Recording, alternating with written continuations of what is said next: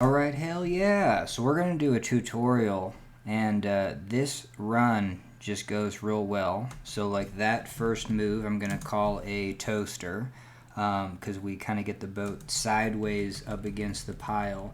And we initiate the spin on this shoulder, and then we engage the bow, and so it bites, and we know the boat's going to go sideways. So this is going to be a perfect toaster, and then it just and then spins around. Hell yeah. We're going to switch sides, and then we're going to do it again. This one, let's see. This one, you know what I mean? This one, we're now over the pile, so spatial awareness, even just for me to be like, hey, I'm centered on the pile. If I do this same turn, it's going to be more of a term I call Pop-Tart. Because the bow gets thrown to, there's no pile over here, it's actually going to go really high. And so especially holes, this will happen very dynamically sometimes where this bow goes real high. Okay, so hell yes, that's a Pop-Tart turn. And we jump to the other side, you know what I mean? But we're not able to, the thing that I need to practice is actually how to stop these rotations. Getting close, you know, getting over here potentially, but this thing is now going to spin out. There is no more pile, and this is actually really surprising to me that I'm able to lock this turn in. And so we're going to look at a couple reasons why I was able to do that. One, I think potentially just getting low, doing this spin low, and then having this edge hook up. That's one. And then the other, once my boat is at this angle and I can stop the rotation, or, you know what I mean, we don't have, like, the pile kind of ends over here, but the boat actually bites right up against there. So we do have some, actually that's a kind of a big chunk of green water, and that's actually going to stop that boat. And then the other thing is that if I was trying to go this way or this direction to get back, it would be very beneficial if I was on that far side, and kind of, I would call that a low side turn, and then if I'm over here, I would have to pry, and it would be a low side pry, you know what I mean? Because if I'm on that far side looking down into the trough and trying to get over here, the boat is going to easily get pieced out this way. So a forward stroke would cause that to do that even more. But a pry over here is what would lock that angle in. And if that's the case, it's going to actually tube dip. The cool thing that I noticed, though, when this hits is that the bow does pick up water over here on this tube, and that is almost effectively the same thing as low side prying. So when we do actually pick up this bow, that's going to center, it's going to tack, you know what I mean? You for sure get a tackiness that holds your boat, and if it does build up, it's going to be tacky, and it's also going to actually then probably throw your, you know, this portion of the boat, but it's going to pinch it up against this pile. And then just the fact that we're on this edge, we try to do a good job of like getting the paddle into the pile, like spin this as fast as possible, like get down into the trough, spin it, just knowing that if I have my paddle in the pile, I can get this momentum going back. And then you can always pry off the bow. See how I'm rotating the boat, but I wouldn't want to over rotate, so I could always, you know, lock that in by, you know, pushing the paddle this way off the bow. Didn't need to do that on this one because it slapped up against that green water. And hell yeah. And then this, being a little bit of patient there, that helped me out, because this is a new move where if I'm back paddling in this position, it's almost like forward paddling where you're driving so let's say this is the new bow. It's almost like forward paddling where your weight is hella over the bow. And I would experiment with this as an R1er, just because if you're backwards, you know, you can't get this much weight on the bow if you're just paddling forward. It's almost impossible. You'd have to put both knees right where I'm sitting, and then paddling wouldn't be effective. But if you just flip around, you know what I mean, you actually weight the bow, and that's kind of what we need. We need this edged, the bow weighted, and then driving this edge in. And R1, like this edge, isn't very good compared to a surf kayak. This edge should just be real crisp and slidey, where you would actually just carve down, you know what I mean? But it's so rounded and bulbous, and you know, you have the drain holes underneath. I do think those catch, you know what I mean? So from an R1 redesign, the drain holes underneath here aren't very useful for when you're up onto the pile. They're actually trying to kick you off, and I think they drive you off more than you want. And so a redesign for a surf boat would have hard chines, and then, you know, not have your drain holes right there. Potentially, I'm working on a design where the drain holes are in the center. Hell yeah. But I do know this is the easiest place to kind of get pieced off when you're at an angle, and you're over onto this high side. It doesn't carve like a surf kayak, and so hell yeah. But we do kind of know how to, and actually, let's see. I knew this from working the middle wave, is to just be a little bit more patient, knowing that I'm not going to get kicked off, and knowing that if I am sideways, it will actually kick me to the top. And if it does kick me to the top, I'll be more in this sideways position. And when I do back paddle, I can actually get over here. And so that's kind of the take home on this, is just to, in this position, be patient. It's okay if this is a wide open angle, because what we're trying to do is get over this pile and then turn in. Once I get the boat over here, it'll just low side turn. And so I'm just kind of waiting for that. And even in that time, actually I didn't, see, that was the deal. I think one of them, I did this move and I just thought like one paddle stroke was enough. And then I just jumped to the other side, and it wasn't. I'm in this green water. And so I think this was just barely worked. You know what I mean? We're at least back paddling into this pile. When we do jump to that tube, you know, to kind of finish this turn, we are up over that pile. So hell yeah.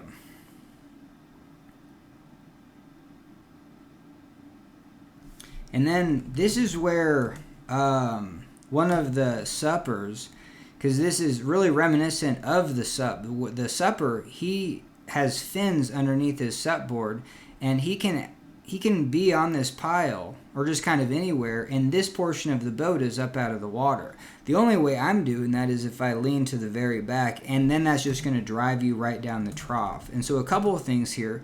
Potentially having fins would help this straight surf, where it wouldn't be so finicky, you know, in doing these 180s. But hell yeah.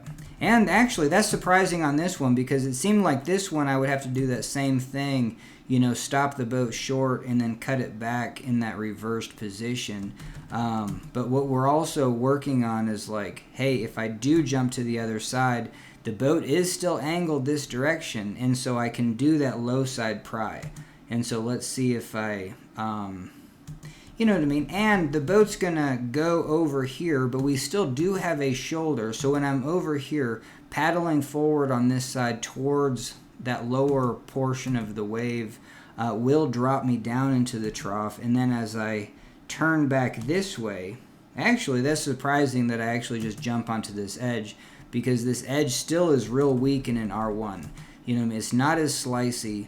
And so you can see that we just kind of ride to the top. So it's actually, we should have got pieced out. The only reason that I actually stuck in is because we have so much time to get to the top of this, and then we actually overcrest the pile, and we actually do a shoulder turn back in. So anytime that you're on top of a pile, like I can't paddle into this pile up over that, you know, straight in. And so what you're looking to do is do shoulder turns. And the easiest way to get the boat to turn around, you know, and turn into the trough is if you're on the outside and you take the boat like an airplane turn, and then And so, and then, I'm feeling that out, and then, the pile's to my left. And so, like, right now, I already feel like I'm locked in. So, hell yeah. All right. And we do... Yeah, and that's kind of a bummer. So we can talk about this last turn. This should go, but what we're doing is so this would be a shoulder turn. I'm on the pile, hitting the shoulder here, and trying to get the boat to drive in. And I'm setting it up as a Pop-Tart, where I'm letting this smash and then ride up. And because we're not square with the pile's right here, this thing is going to Pop-Tart, So the bow goes high, and we're just picking up too much sideways, So it is kind of like even though you're Pop-Tarting, it's still a toastered move where you're picking up all of this and then trying to turn it in. Where that is really only effective. The toaster move is really effective if you can do it square. So if I was like right over here and then turned in and then dropped the bow, and then I could toaster up into this pile.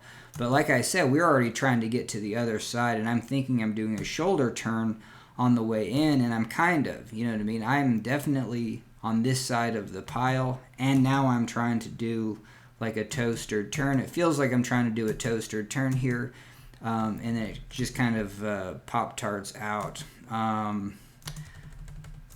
And so I think what could save this is just heavily edge the boat. If I know that this is going to be a tricky one, get the boat lower. Because this boat is so high and then the bow hits, this stern doesn't drive in as low. And by the time actually it hits here, now the stern is actually piecing out. Where if you're going to do a spin, try to get on the back and try to get that back low. Even if you do, and especially if you actually do, get the bow to spin fast. Then your center of mass, the pivot point, is down in the trough. And that'll keep down in the trough. And then even if it does Pop-Tart, you'll actually be just... ready to glide back down. So that was kind of a mistake on that. All right, hell yeah. So we actually have this footage over here, which shows kind of the same move. So we're going to do a toaster turn, and then here we're on kind of that left side, kind of a Pop-Tarted turn, and then we're just going to get pieced out. The fact that we're actually spinning this way is something that I have to work on. Like right here, if I was able to jump to this side early and then do a low-sided pry, to try to get the boat going back the other direction. And if I was able to stop this rotation and get the boat, get over here and then drive the bow in and have it tag, then it would actually toaster back into this pile. And so I think, just from a physics perspective, is that if you're on one side of the pile, drive the bow in, have it toaster, that is going to be your easiest catch typically, I would assume. And it's going to be the catch where it centers you on the wave so much better, and then, but this is a pyramid, so every time that you actually spin off this pile, like, it's going to reorient you, it's going to slide you to one side. And so it seems like it slid me to that right side, but now when I execute this second turn, the pile is right here. This bow is going for the shoulder of the pile, and so you kind of have this, kind of vertical Pop-Tart. And then, so like right here is where I need to work on. I could stay over here and then just pry the bow. So that's kind of interesting that I don't stop the bow rotation. I don't have to jump to this other side and low side turn it. That's the other thing that I need to get used to, is like, hey, you know what I mean? And it seems like, hey, the pile is right here, get my paddle in the pile, and I'm surfing back in, so it's more just prying off the bow. Like, if I'm going to be in this reversed position, know that I'm going to surf back in, but just pry off the bow to keep that angle, and then just know that I can smash this portion, You know, it's kind of interesting that I would call this the bow, but then the boat's going to surf back in. This is the new bow.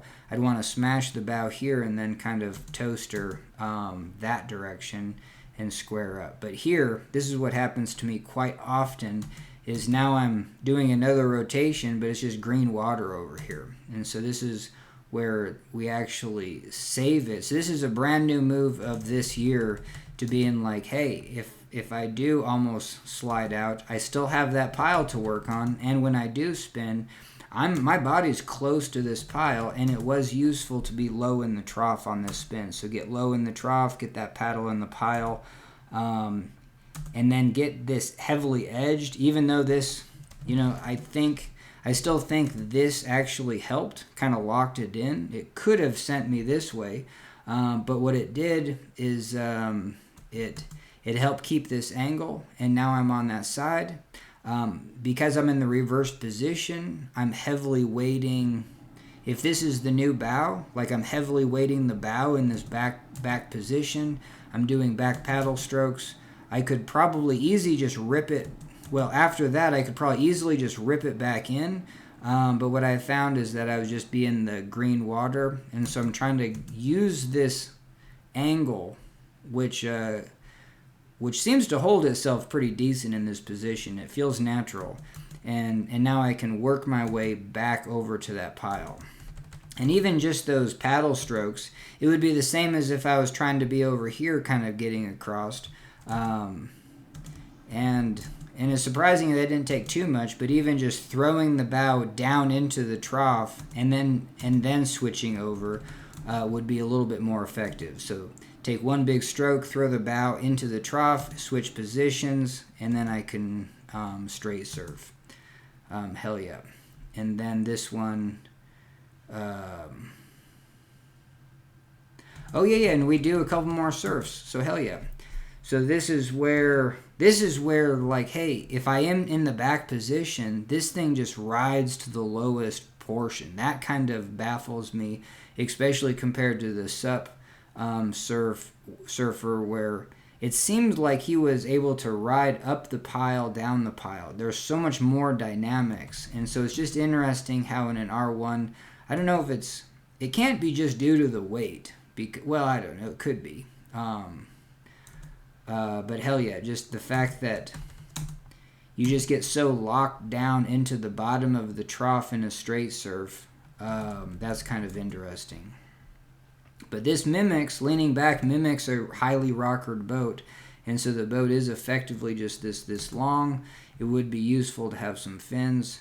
And on this one, we just need to work on, if we do spin, pry the bow, so get to here, I'm over on the pile, pry the bow so it stops this. And so that means reaching for the paddle near the bow and then pushing the paddle this way to hold that in position. It's the same. You could, it's either a pry off the bow if you're skilled if prying off the bow, or just kind of do a sweep stroke that way.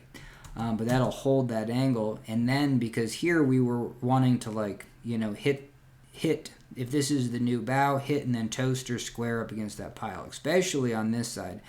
This toasters really well this way. But this one we just spin out, and so that's something that I need to work on. Whoop, we spun out, but we did a good job of being like, hey, if we are going to spin out, get to this other side, because we can paddle down into the trough, kind of do a shoulder turn, and then we can, this one doesn't have too much a low side pry. Like right now, I would hold a low side pry and then angle all the way over there. I just happen to be able to catch this, take a couple strokes, and then shift my weight back over to this pile. Because once you're over on this pile, hell yeah, you're going to be locked in. So let's kind of show this straight surf. Be better with fins. It'd be interesting to see if you could actually get, let's focus on what the hell we're even doing. So we're going to do a spin right here. It's going to over rotate. I'm going to jump to the other side. And in that time, I just had to use, I don't even think I did Well, I couldn't have done a pry because the boat's already over rotated. I'm thinking about prying. I'm like, if the boat's under rotated, I could pry right here and keep that boat that direction. Well, no, the pry just keeps it from rotating that way too much. So in here, we're over rotated. We definitely need to just paddle forward, get that momentum going that direction. Hell yeah. Alright, and then we try to do one more thing and get pieced out. So this would be a shoulder turn that way. And that those should go. It's just the fact that I don't realize that I need to get way back, get the boat low. Even if I actually tag the bow, I just need to be back, and that would actually reduce the tag on the bow. So if the bow's going in for a tag, I can jump to the back, and that would still build up this bow. But if I jump to this back, the bow builds up, and I'm just lower into the trough, and it's going to spin right there. And so, I mean, this spin should just go. It's just fascinating to see that what's happening is the whole boat's turning sideways and then just getting flushed over the top because of that strong purl. So hell yeah. All right, hell yeah. But that's it. That's the full run. At the end of this, I'll show you both clips, uninterrupted. Booyah.